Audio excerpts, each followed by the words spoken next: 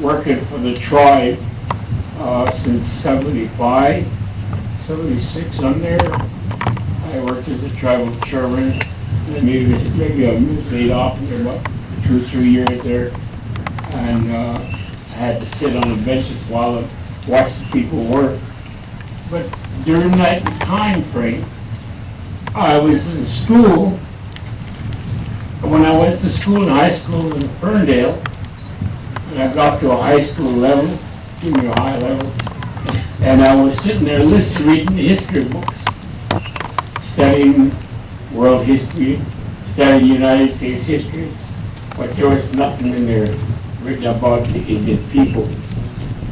It kind of discouraged me a lot there, because the only way the white people are going to get to understand is teach them, their own people. White people have to teach their own people how we survived and how we lived and how we were willing to share that land.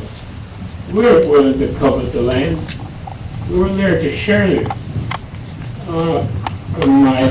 In my time frame, I listened to my elders when the first white man came into the valley in Sauk Prairie. It was the Black Rose people, and my elders at that time frame were warned when the Black Rose people came into the valley, the Blue Coats or the Long Swords people are going to follow to make sure that you follow the Christianity teaching. And that kind of disturbed me quite a bit, because thinking about it, this that was a warning that came from other chiefs and other leaders. I always call it the Indian Moccasin Trail from the east to the west coast.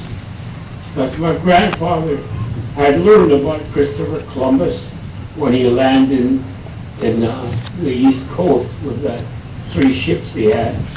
But that's not mentioned here in our Indian people that do the word that how it got here. But we were ready for them.